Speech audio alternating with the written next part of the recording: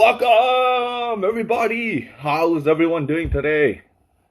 Today we're going to be talking about a very, very I don't know what the right word is, but a topic that's very near and dear to myself and my guest. It's something that is it's something that's it's always been a part of my growth and my development as a human being, and as a coach, and it's something I've most recently been exploring a lot because I've done a Toastmasters.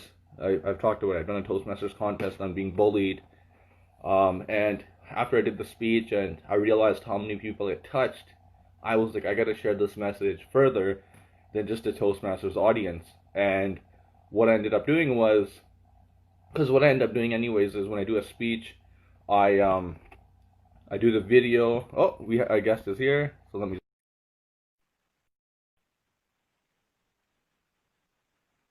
Yeah, so I do a video, and I did a video.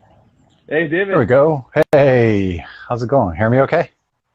Yeah, I'm good. How about you? All right, good. I'm doing good, man. I'm good. So I worked out, and then I was going to take a shower, but instead I watched the replay of the SpaceX launch into space. So I'm Oh, sitting yeah. here without a shower, but that's okay. Just don't tell anybody. At least we're on video. We're not live, so we're fine. Yeah, at least I don't have to sit there and smell you, right? So it's good. Yeah, exactly. That's funny. I was teaching public speaking kids the other day about making a good first impression, and so one of them said smile, and I thought she said smell, and I'm like, both work. Oh, no. Smell good and smile, right? Yeah. So yeah, don't be smelly. So I'm doing not what I coached people to do, but it's okay. Hi, Yeah. Alyssa. Yeah. So yeah, I'm just chilling out, and we'll take care of that later.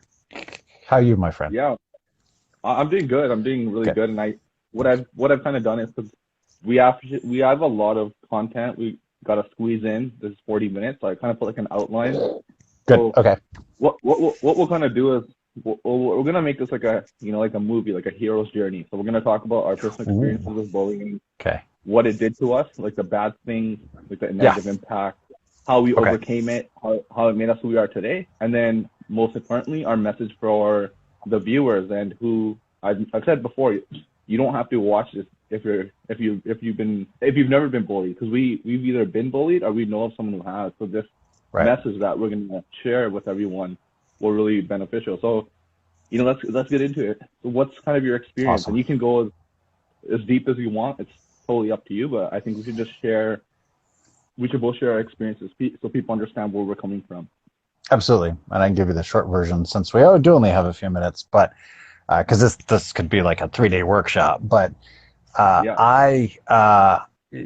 my dad died when I was 5, and that led me from being, as I've mentioned in speeches, a happy-go-lucky 5-year-old into really just kind of a kid that didn't know. I mean, I didn't have the words to express it. All I knew is that I became afraid of everything, especially uncertainty, interaction with other people. I became very shy.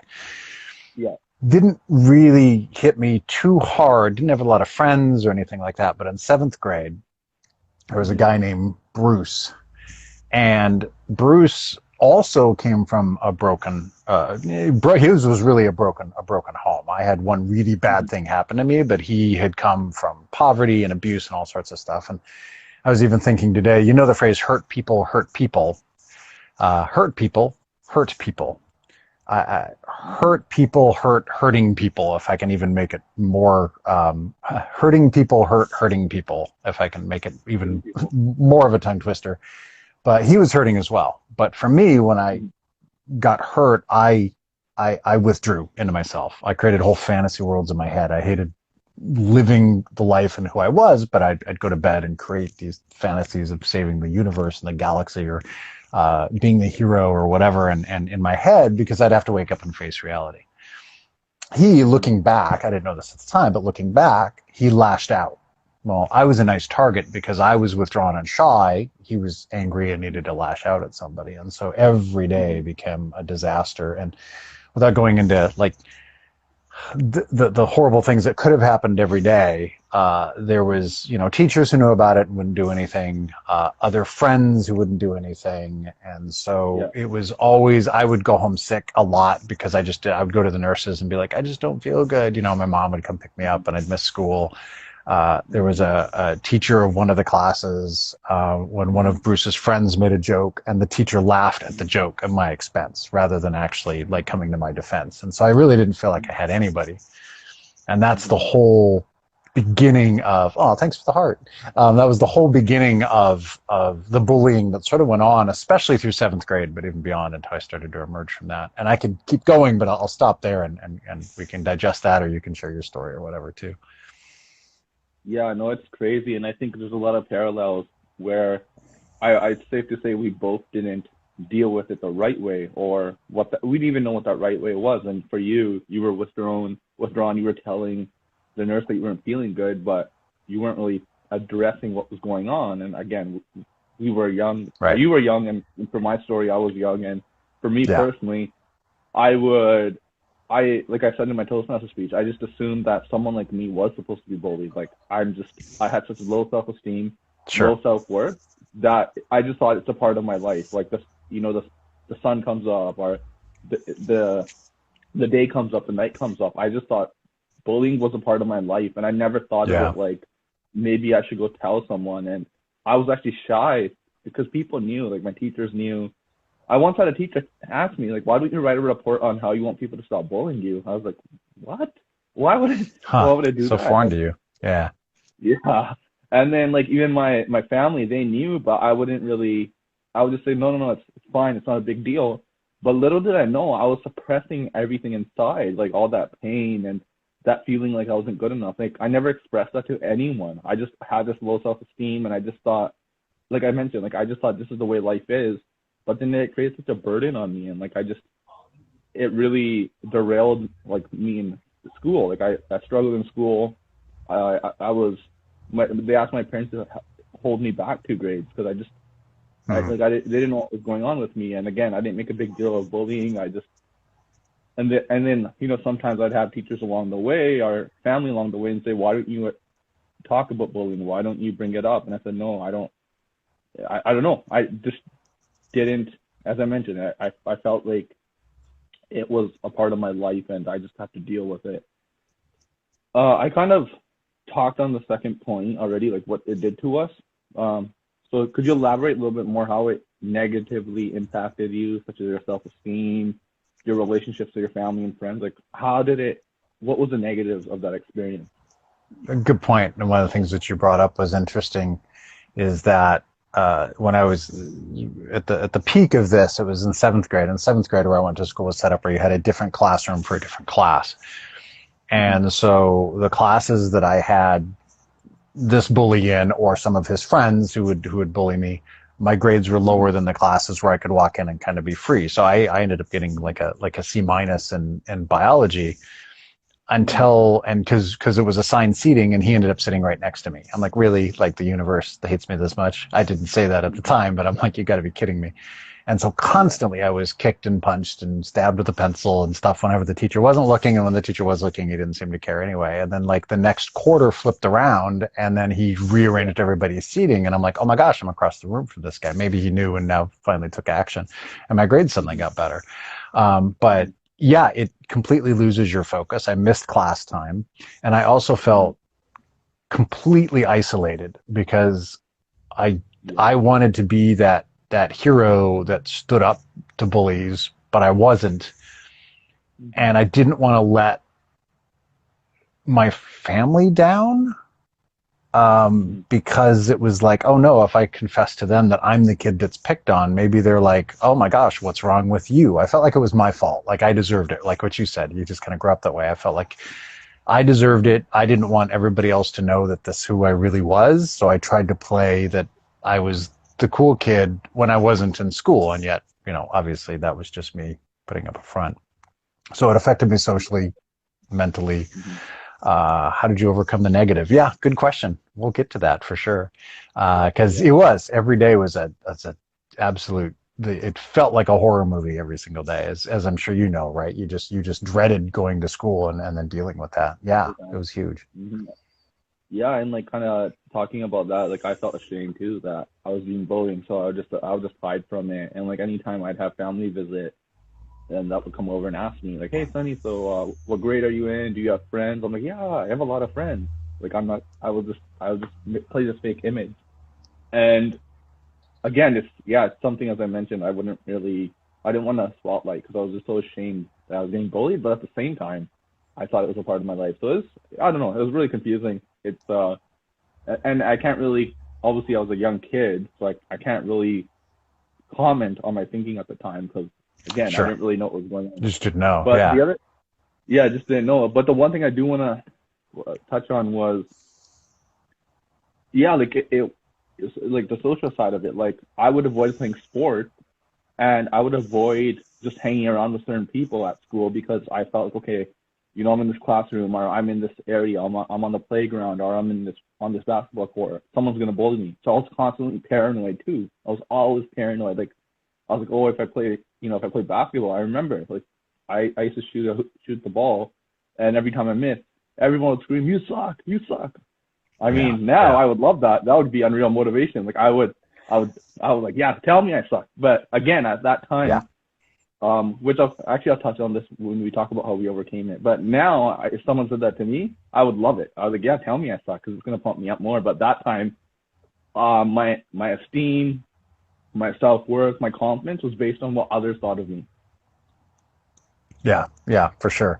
And I had the same thing, that mental, the mental issue of dealing with things, even in terms of class, but also, yeah, in terms of athletics and sports. I'd play with my friends who weren't in school or with my brother or whatever, and I Mhm. felt like I always was really good. I had one memory of a couple college kids coming to play with me, and I had a huge yard, and they're like, "Hey, let's throw the football around," and I would throw it, and they would like cover each other, and I would try and hit it, try and throw it to them, and they were like, "Oh my Yeah. God, you're so good," and I'm like, "Yeah."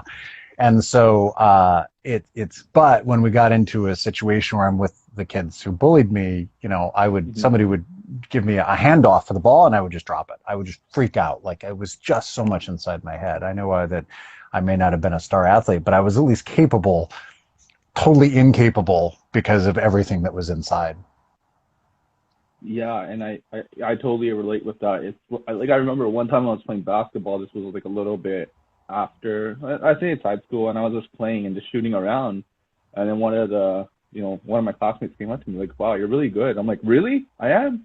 So it's just like I Yeah. was Yeah. so like I probably held myself back too. Like looking back on it now, I wish I had tried for more teams and again, not be so worried about failure, not be so worried about people's opinions, but I think like as I mentioned, like you said, yeah, it's like a nightmare. And like looking back on it now, I just can't understand why I let myself go through that. And that's why I'm kind of doing this now, sharing my message. And that's why, like before you got on, I was basically telling people why I chose this topic is because I did that Toastmaster speech, and they allowed me to relive those areas in my Mhm. life because I practiced the speech so much. And you know as well as I do when you practice a speech and you want it to be really authentic, you got to relive what you're saying in a way.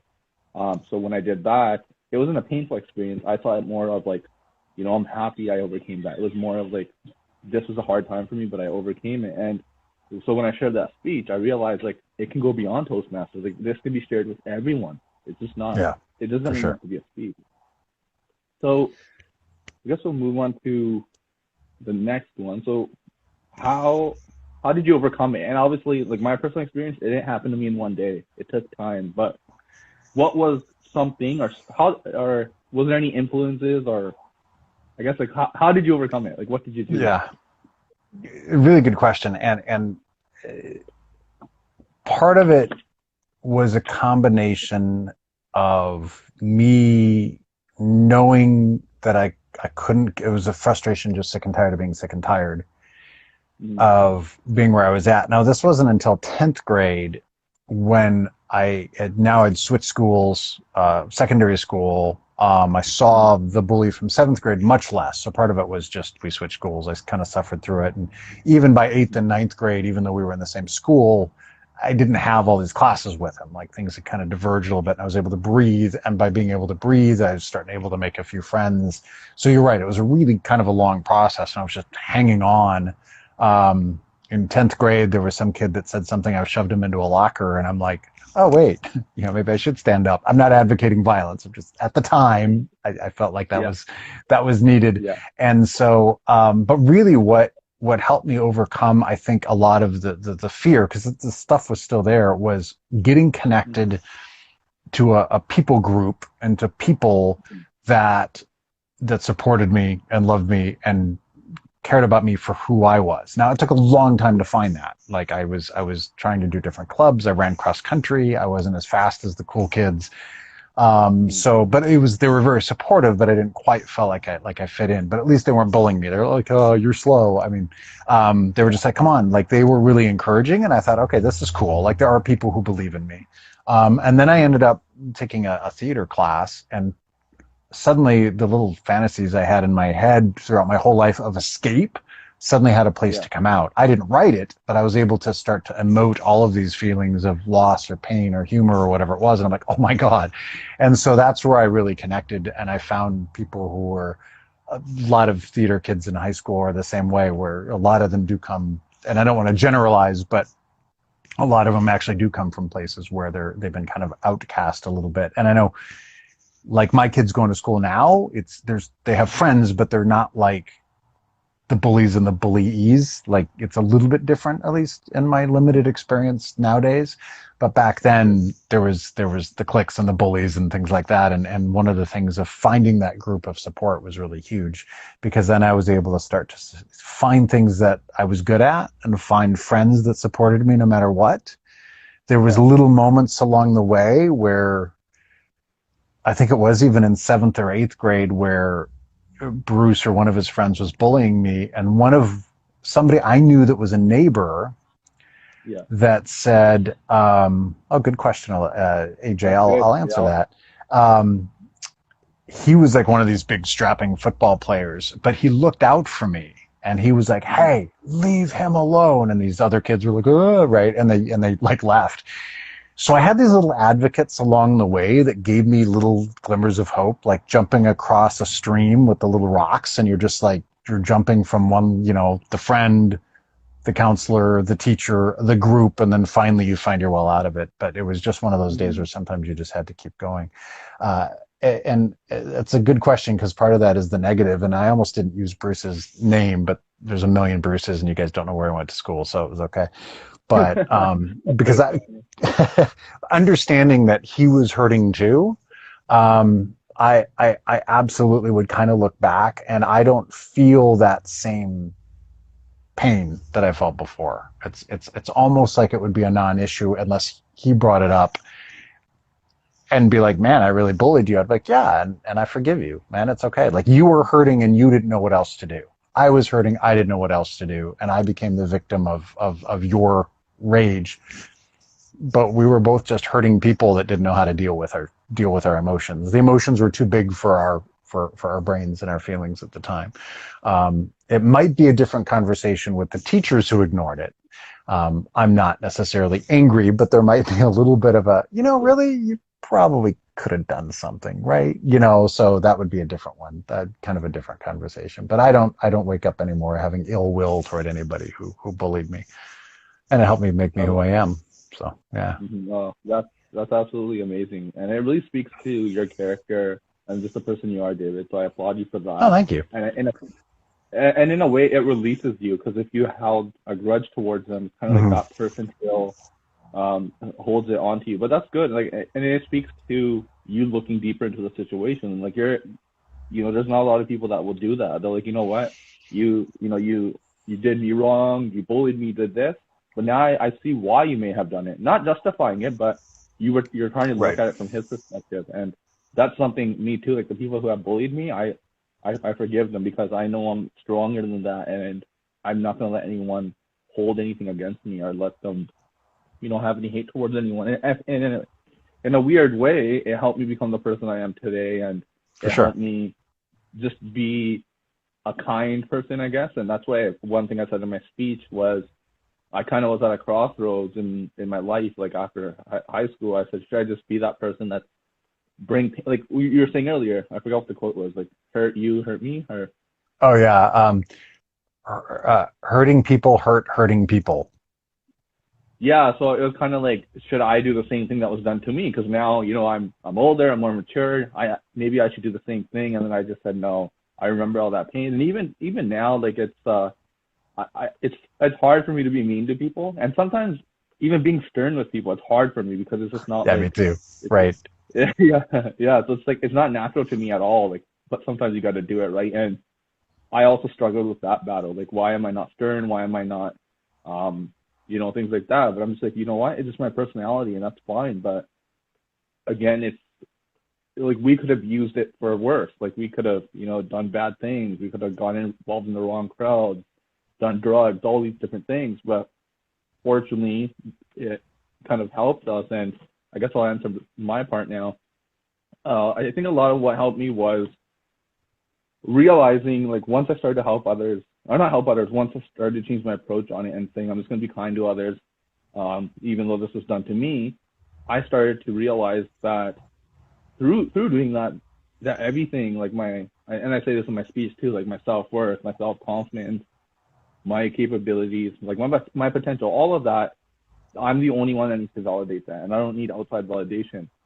And the other thing that really helped me is with, like, even now, I guess it's not bullying, but if someone's trying to, do something wrong to me, what I end up, I know my worthiness, I know my worth, and I know that I'm not going to tolerate that. I'm not going to let them abuse me or bully me, and that's something I lacked early on. I didn't have that worth of like, oh, it's okay, they can bully me, but now I do, and now it's like, no, I'm not going to tolerate this. I'm not allowing you to do this to me. I'm a worthy person, and I don't deserve to be bullied. So I think that helped me a lot, and I obviously had a lot of good role models with family, friends, and it's as I just started to grow as a person, and I guess the main thing would be I wanted to do the opposite that was done to me. I got bullied, but in return, I wanted to show kindness. And once my self-confidence went up, my self-worth went up, automatically, anytime I got bullied, I said, no, I'm not tolerating this. So again, it didn't happen in one day. It's kind of a journey. Yeah, yeah.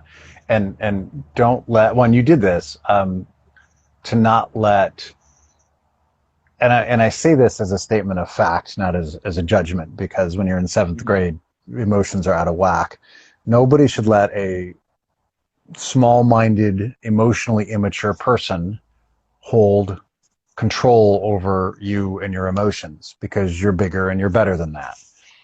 Mm-hmm. And that, when I heard that once, it in so many words, I sort of went, how, why am I having people like this person hold me emotionally hostage? Yeah. Because they don't have that place, you know. Mm-hmm. I get to choose how I feel. I get to choose how I live my life. Yeah. And nobody else should diminish me emotionally or have me be affected by their behavior, even if that behavior is directed toward me. And there's a whole bunch of details that you can unpack in there with what bullying looks like, but that's kind of the sort of the baseline to start that process, I think, of sort of healing or moving on, is to say, wait a second, Mm-hmm. this person should not hold weight over me. They are not more important than me. They are not my king. They're just another person, another hurt person, and they should not have that power over me. And I refuse to give that power to them. Yeah, no, absolutely. And I think it really boils down to self-worth, because now Mm. I remember when I used to see other people who would get bullied, and then, I would be like, that's wrong. Like, why are they getting bullied? And it's because I just felt like they were more worthy than I was. So it's like, kind of like, as I mentioned, going back to when Right. I got bullied, it was like, oh, I'm useless. I'm not good enough. So it's okay if I get bullied. But when I saw other people get bullied and they stood up, or someone stood up for them, I was like, hey, that's good. But then I never really looked after myself, and I think that really it could have damaged me. I don't think it hasn't damaged me at all. It's, in a way, it's helped me unlock the kind person I am, and it's yeah, it was definitely tough, no doubt, but and I wouldn't wish it upon anyone, and that's kind of why I wanted to do this IG live, and then the Toastmaster speech, just to show everyone that, like, you can stand up to it. Like, it's not like you don't.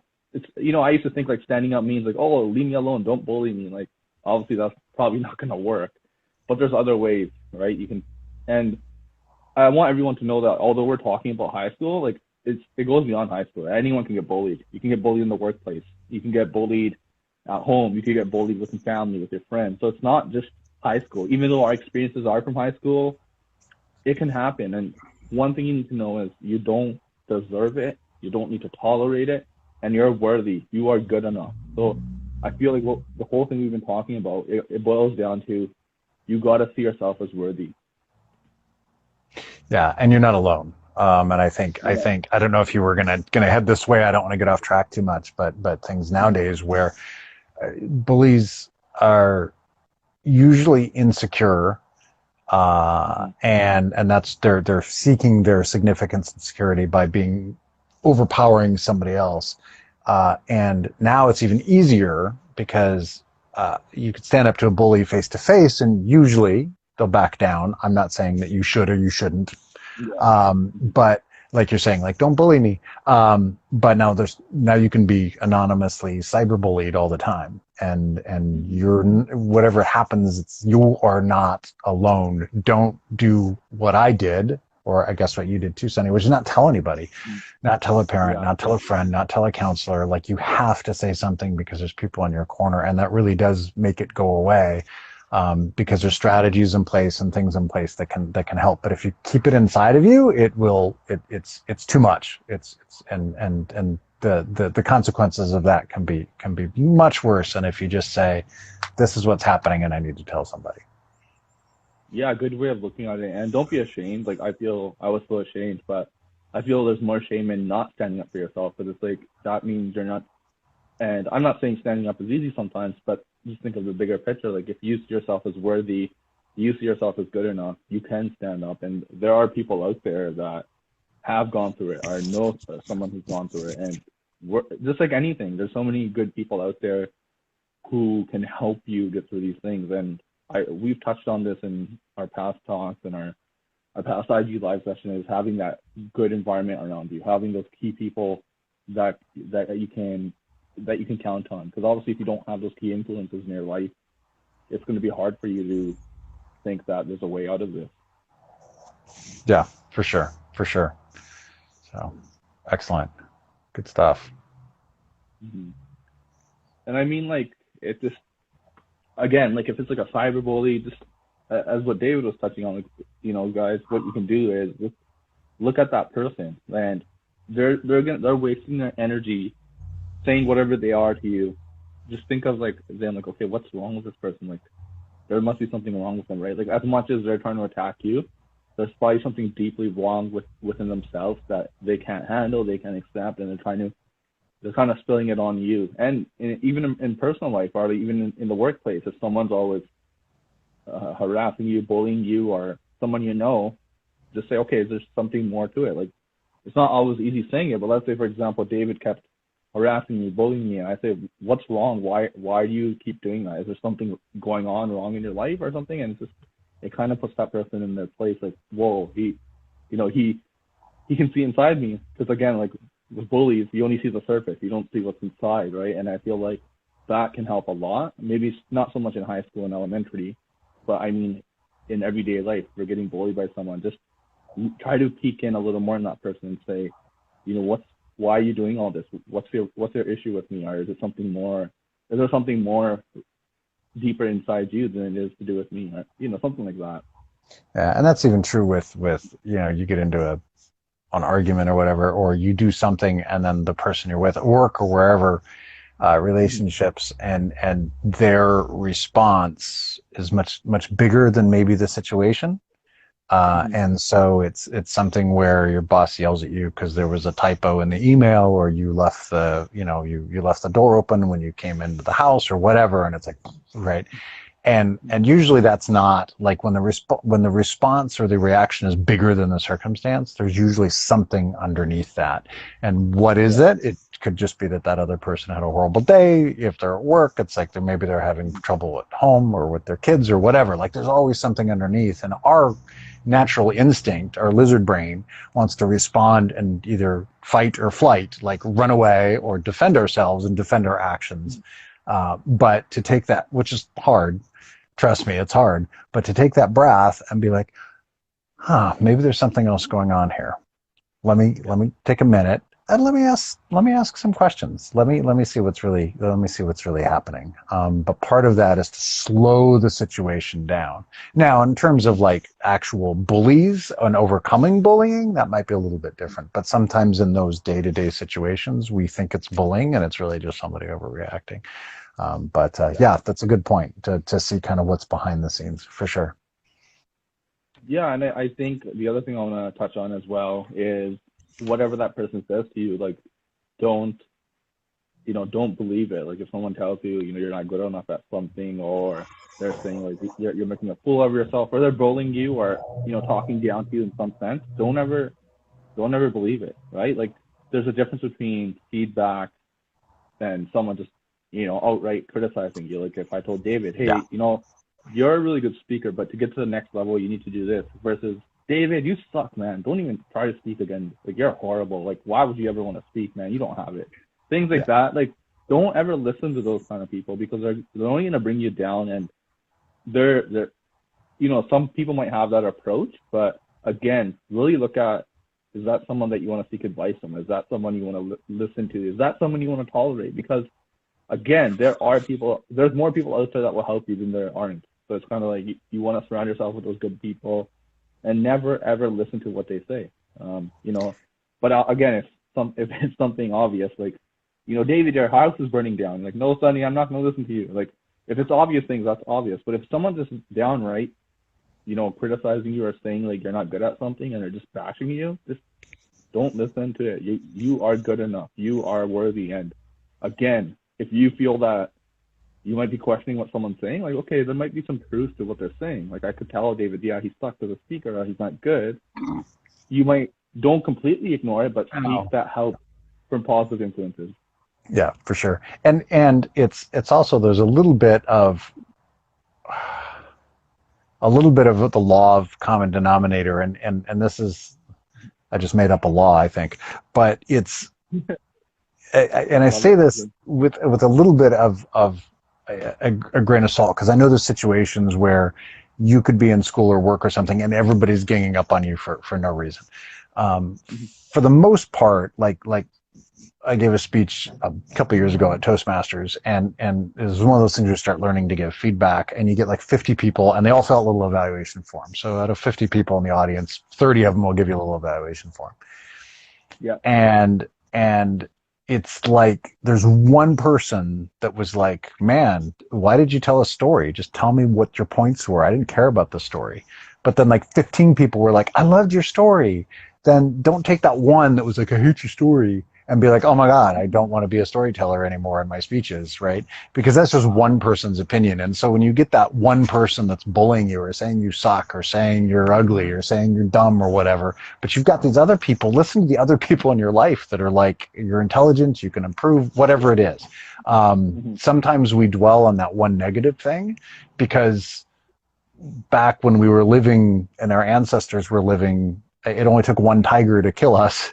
And so if there's just a field of soft, furry, fluffy animals and one tiger, we're going to pay attention to the one tiger, not the soft, furry, fluffy animals. But today, with words, listen to the soft, fluffy animals that are your friends and not the one tiger that's the bully. I'm not sure if that analogy completely just fell apart, but hopefully that makes sense. No, I get you. So kind of like, use that analogy, like, you have a lot of fluffy animals saying that, hey, you're a good storyteller. And there's that one tiger that said, no, your story sucks. I want to get to the facts. And you're right. I think like just anything in life, you can't make everyone happy. But as long as, like for me personally, I can't make everyone happy, but if I feel congruent, if I feel authentic with what I'm doing and the message I'm conveying, then I'm happy. Like, that's what it comes down to. I don't want to be ever, like, I don't want to ever be pleasing people, because at the end of the day, when it's all said and done, you're not going to feel fulfilled. You're not going to feel happy. So, I mean, just think of it that way too, just to everyone out there. Like, there will be times where people don't like what you're doing, and this is the way life is. Not like, have you ever heard that quote that the only job that everyone will be happy? I don't even know if I'm saying it right, but basically, everyone loves the ice cream man. There's not one person that won't like the ice cream man. Nice. But that's probably the only job. But again, in any action you do, and what David mentioned is just make sure you don't just focus on that one negative. You just don't focus on that sore thumb. You know, look at all the good. Yeah, totally. And I think, like, when I first joined like theater, and I still had people who bullied me, but I had a whole bunch of people that were my friends and supporters, and like you said, at least we didn't go down the wrong path. I attempted into the wrong path, but there I wanted to please the audience. I wanted to please my director. I wanted to impress my fellow actors and please them. I didn't care if the bully cared whether I was in theater or not. Like, I was around people. Surround yourself with people that will support you and make you better. I didn't just start out as an amazing actor. Obviously, I had to grow and get better at it, but there were people that were like, that was good, try this, now do this, take some coaching, learn some other skills, but nobody was like, you suck. And I started to take those people of my life and avoid them, and find people in my life that would encourage me and make me better, like what you said. So I think it's really important to seek those people. And I'm a real strong believer in, and I know you are too, what we seek, we find. So if you look around and all your friends are negative people, then start looking for positive people and you will find them. And then you will start to build a relationship over time with them, and your friends can slowly shift. And then maybe you can be an influence on your negative friends instead. Who knows? Yeah, that's a good way of looking at it. And the one thing I always say to people is, kind of to tie into what you said, is you can't necessarily get rid of negative people, but what you can do is surround your circle with positive people. So, like, you're overflowing with positive people. You could have like 20 positive people and 2 negative. Like, that ratio is really good. Like, you can't, like, I still come in contact with negative people, whether it be through social media, whether it be in person.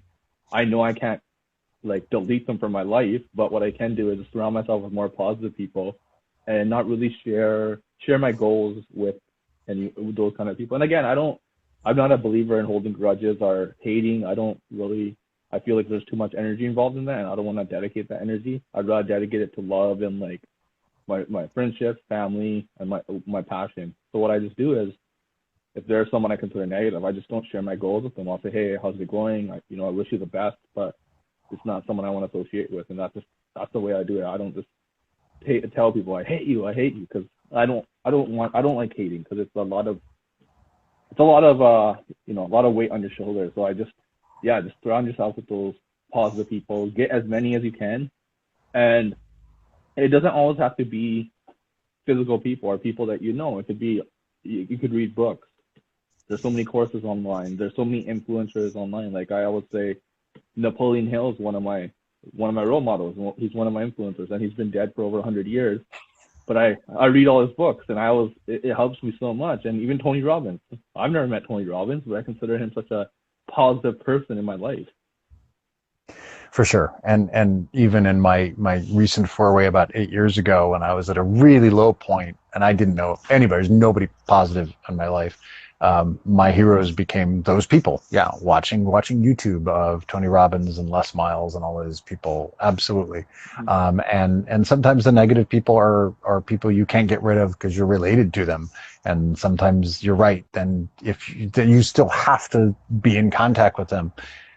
But you can still surround yourself with other people that you can share your goals and dreams with. So for sure, absolutely. It's intention, and it's not always easy, but you know what, man, I mean, life's just hard no matter what. I mean, you're the bully, or you're bullied, or a bully, or somebody who's been bullied. I mean, life just is messy, and you just if you're positive, if you put forth positive intent and kindness toward others, hopefully that spreads. Yeah, Hopefully that no, rabbit trail absolutely. made sense. Yeah. No, no, it does, it does. And again, this is just a casual conversation, so it's not so. It's you know, even what I'm saying right now, I don't even know what I'm saying sometimes. But whatever. I hope it's helping people. And I'm just, I'm just looking at the time here, David. So should we Yeah. wrap it up? Because I know you have a. Okay. Yeah. So Another yeah. couple minutes here. Okay. So yeah, I guess the final messages to everyone is kind of summarizing what we've done, and our key takeaway is, there's so many people out there. You're not alone. People have been bullied one time or another. It can happen to anyone in any area. You can be bullied, and you might be thinking like, no, it doesn't happen to me, or like I was saying to myself like, oh, I don't get bullied. That doesn't happen to me. Like I was kind of delusional. So don't ever let that happen, and share your story or talk to someone, because holding on to it like David and I did, that's a lot more burden than it is to actually stand up. It is, and seek out others, yeah, who you can trust and believe in. And like you mentioned at the beginning, Sunny, that hero's journey where you're going through life and then it takes a turn and you're like, oh, where am I? And you're in a battle, whether it's in a bully battle or a battle for yourself, for your finances or whatever, it doesn't matter. You're in a battle, and life is just full of battles. But in the hero's journey, you overcome that battle, and you don't necessarily overcome it alone, even if it is, Tony Robbins or Napoleon Hill. There are people in your life or people that influence your life to help you overcome that. But you're not alone. And when you get through that, then you are, for lack of a better word, you're a better person than what you were before. Like a video game level up. You're stronger, you're more resilient, you're kinder, you're more empathetic. Those are the things that you become too. But you've got to get through that, and because inevitably a battle is going to come, and then you just have to get through it. But we're Yeah, here to help you. exactly. And then yeah, no, absolutely. And I think like on that side too, where people sometimes think that you have to just surround yourself with actual people, but no, it's obviously having family and friends is great, which I have and I'm fortunate to have, but you can also get these key resources online or and through books. So, there's no excuse not to be around positive people and positive influences, because so much is out there. I'm out there, Dave is out there, and we just shared our story, and it was, for me, it was a little, I'm a little not shaking, but right now I'm like fired up inside because it's a very close story. Yeah, But no, it was good. Thank you for sharing that. Thank you for being so open, my because pleasure. again, this is not very easy. And I knew when I approached you that you would say yes to this, because I just know how you are as a person, and Thanks, man. you really like sharing a message. So yeah, any last words? Yeah, no, I appreciate your vulnerability. Thank you Mhm. for Speak for Success. Hi, Lotta. You're right. We get discouraged, and we do need each other. And even if it's through Yeah. Zoom because of social distancing or whatever, man, just make a point, reach out. And if you wake up and you're in the middle of that bullying, I guess my parting point would be, turn on something on YouTube or reach out to a friend and just start spinning that story a different way. Find something else. Start forcing your eyeballs to look for something positive in yourself and other people. And gradually that becomes easier, and that will get you out of any sort of hole that you might be in. But just reach out to people you trust, know, admire, a counselor, whoever it might be, because you're not alone, and there are people who are out there who are rooting for you or cheering for you, and Mhm. you'll be okay. Yeah, and before we just close off, I just want to say I want to offer a free coaching consultation with everyone that attended the session, because I feel like we did talk about bullying, but we also talked about negative environments, positive environments, and how to get into that. So I want to offer a free 1 hour session to anyone who attended this chat, or if you have any friends or family that are struggling through bullying or struggling through self-worth, check out my Instagram page. The link is in my bio, and we can connect. We can free 1 hour session. I just want to talk to you, help you out any way I can. Awesome. And check out my link if you don't, to davidfish.ca. Not a sales plug, but hey, come on, I like you guys. I want to connect. And Yeah, you too, Sunny. Always good to connect with you. We'll do it again. It's awesome. Always good to see you. Always good to see your smiling face. yeah, yeah. That's the way to do it. The hero's journey. All right, thanks, David, and All thank right, you man. everyone for coming out today. Have a good day, everyone. All right, guys. Take care. Bye.